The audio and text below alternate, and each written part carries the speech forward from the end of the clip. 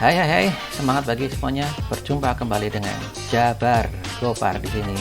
Belajar bareng Paman Gopar. Yuk kita mulai.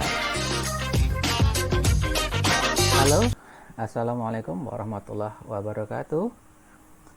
Batu gamping dibungkus daun lontar.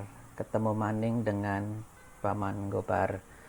Hari ini tanggal 3 Ramadan 1441 Hijriah bertepatan dengan tanggal 26 April 2020 Masehi.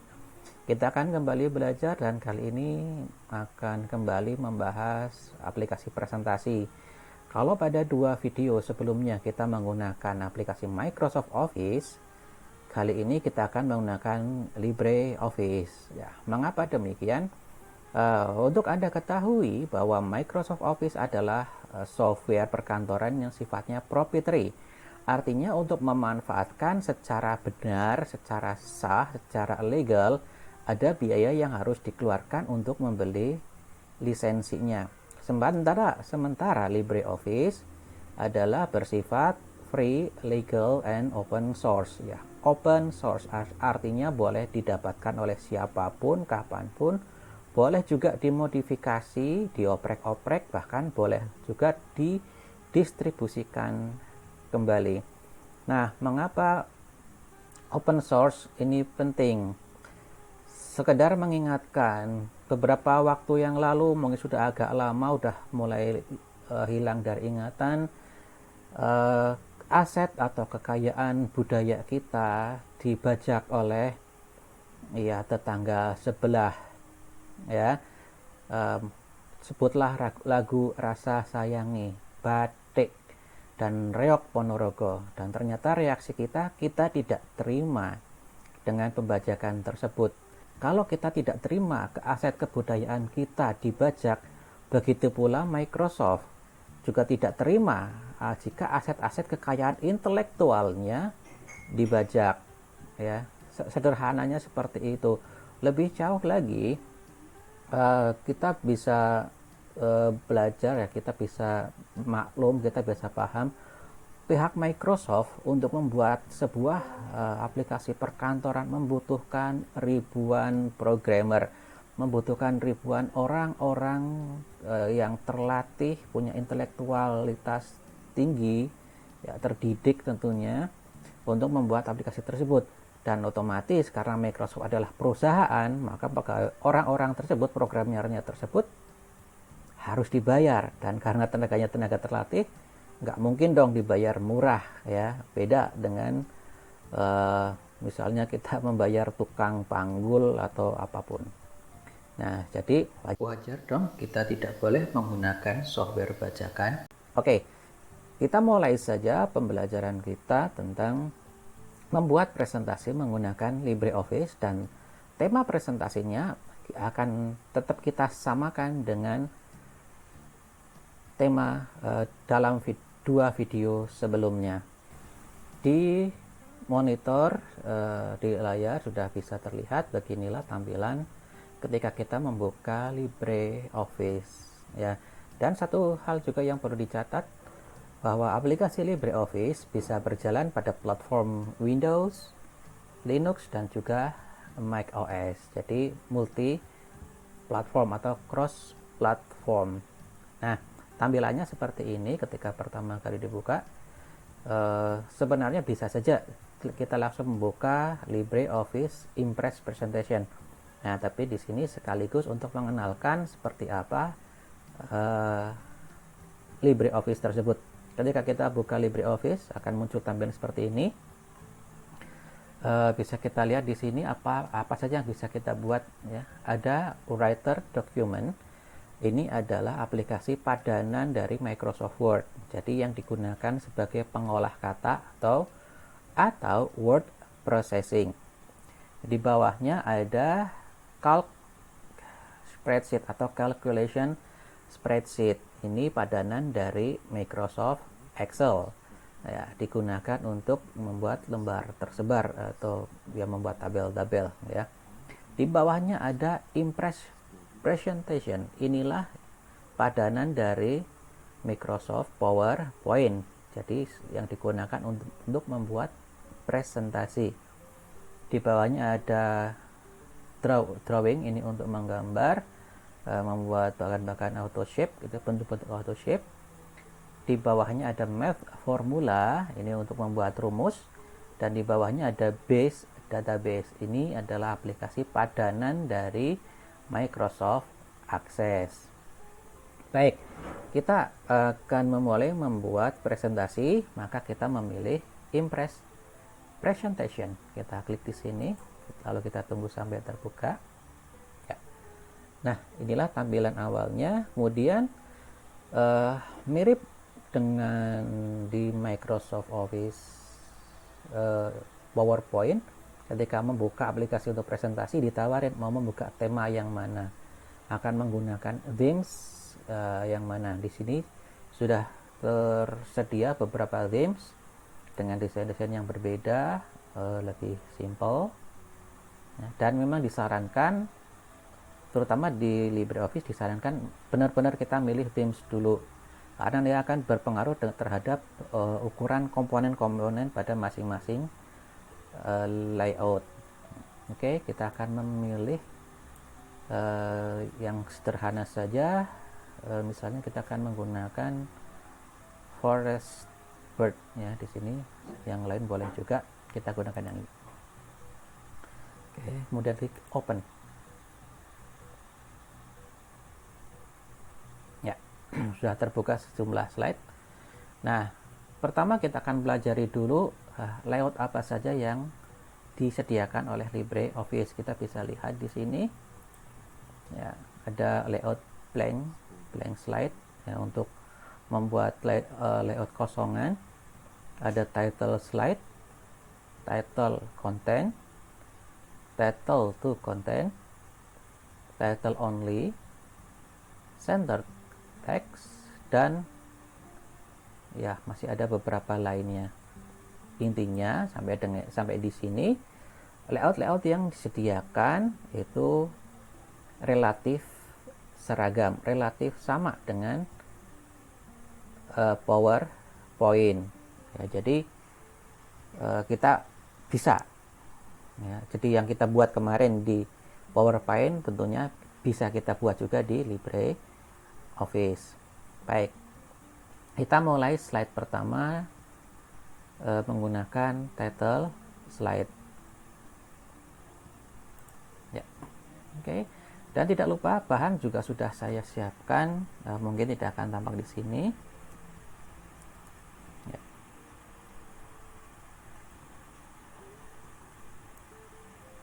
Pertempuran 5 hari di Semarang. Ya. Saya paste di sini, kemudian ini saya pisah.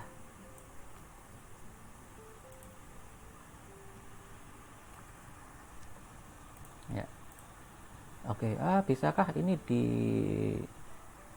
diubah-ubah misalnya atau digeser-geser gitu? Tentu bisa. Ya.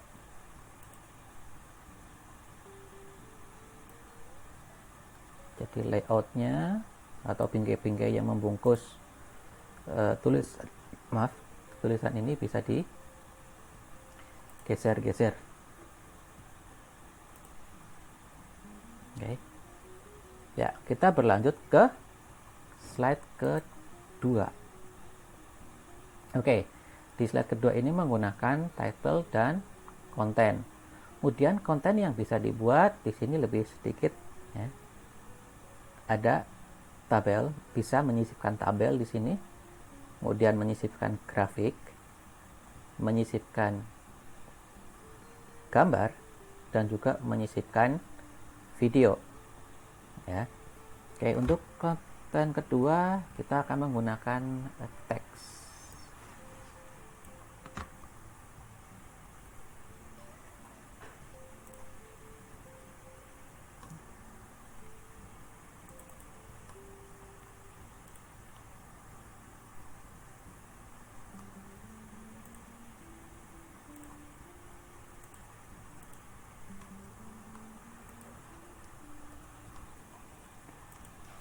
Oke, relatif sama ya.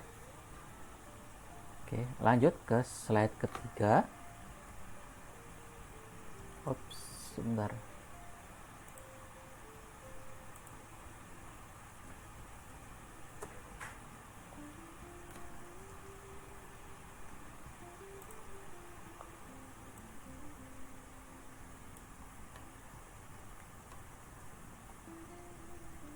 Yang ketiga adalah kronologi kejadian ya.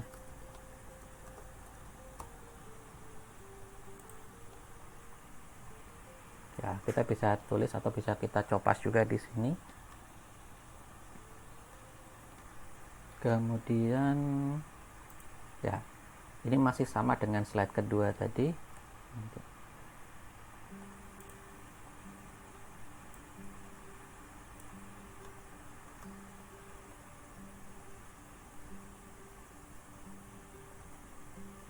Ya, kronologinya itu terbagi menjadi dua ya, karena memang kontennya banyak sekali. Dibagi menjadi dua slide. Oh, apakah bisa ini juga kita buat menjadi to content? Oke, kita coba ya. Baik, ini kita abaikan dulu. Kita lari ke slide 2, kemudian kita menyisipkan slide. Bagaimana menyisipkan slide?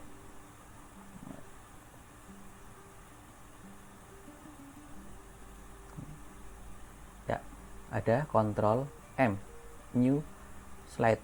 Shortcutnya persis dengan di PowerPoint. Kita akan menggunakan dua title dan to content. Ya. Oke, kita tulis di sini.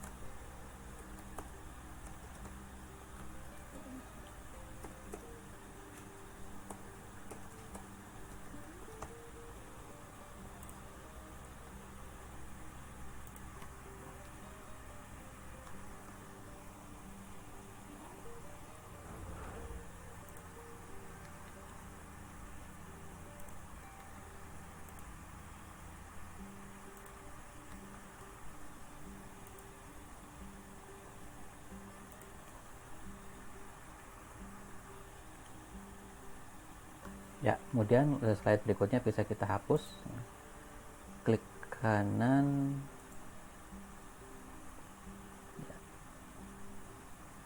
Delete slide, atau boleh juga ini. Delete slide. Baik. Ya. Slide ketiga menggunakan to content sudah kita buat dan relatif sama dengan di Microsoft PowerPoint. Ya. Masuk ke slide berikutnya, kita akan menyisipkan teks dan juga gambar. Kita masih akan menggunakan to content. Ya. Nah, kita tulis di sini judulnya Monumen Tugu Muda. Di sebelah kiri kita akan memasukkan gambar ya. Oke, ada ikon seperti ini, insert image.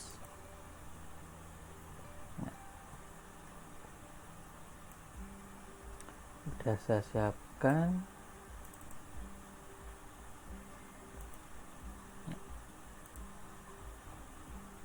Ya, sama. Nah, apakah bisa diubah-ubah ukurannya?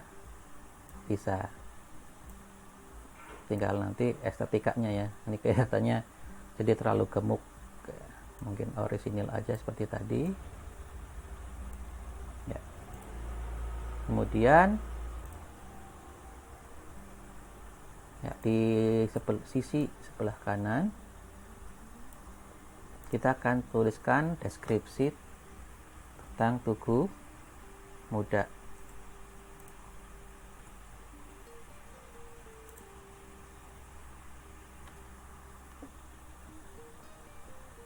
Oke, seperti ini. Ya. Oke. Jadi sampai di sini lagi-lagi masih relatif sama dengan di PowerPoint. Nah, kita akan lanjut ke slide berikutnya, di mana di sini kita akan menampilkan tokoh-tokoh yang terlibat di pertempuran 5 hari Semarang, ya, peristiwa atau sejarah pertempuran 5 hari di kota Semarang. Di sini kita harus menampilkan foto, ya.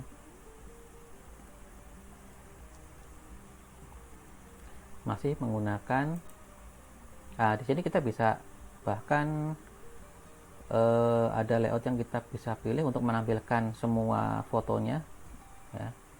Ada title dan for content, cuma kalau kita paksakan nanti gambarnya kecil-kecil, ya. Jadi kita akan menggunakan 2 konten saja, atau kita coba saja ya, title dan 4 konten. Nah, maksudnya apakah nanti ini bisa kita pakai untuk menggantikan slide atau layout comparison, ya.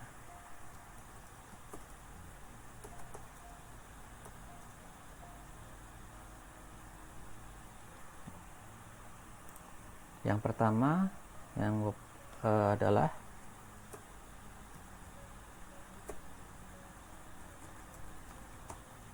Karyadi, Dr. Karyadi. Yang kedua adalah Gubernur Jateng waktu itu, Mr. Wongso Negoro. Oke, kita coba ini kotaknya dikecilkan.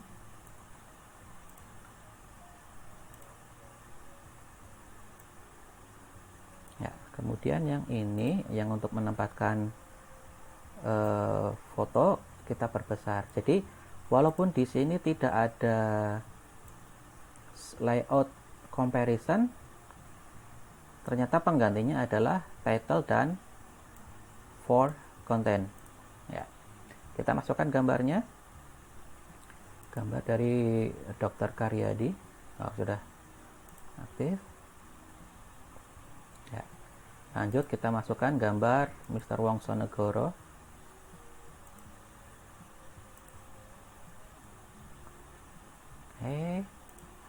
Lanjut dengan slide yang layout slide yang sama.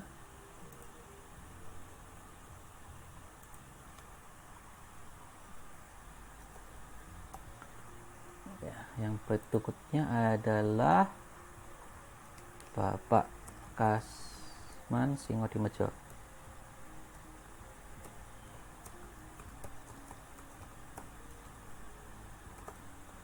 dan Lord Mountbatten.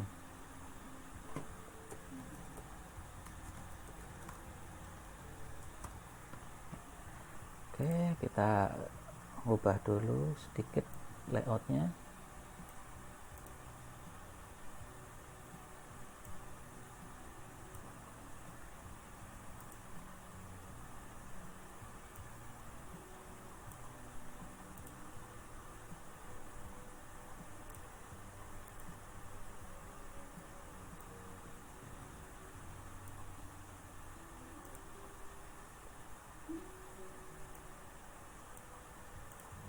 Kita masukkan gambarnya Bapak Kasman Singodimedjo dan Lord Mountbatten.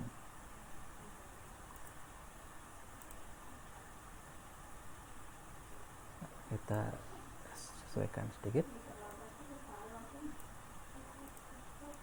Oke. Ya, sebelum kita lanjut, jangan lupa untuk disimpan terlebih dahulu. Jaga-jaga kalau dikerjain sama PLN. Ya, kebetulan di sini saya menggunakan sistem operasi Linux, tapi Anda yang menggunakan Windows nggak usah khawatir, dijamin sama persis.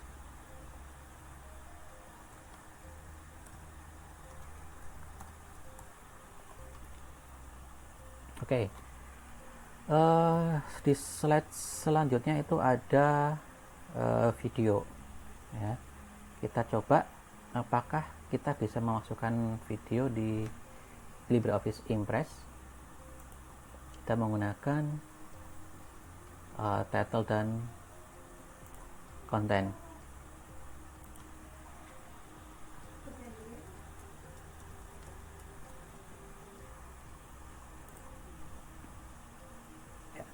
Kita coba ya, masukkan videonya.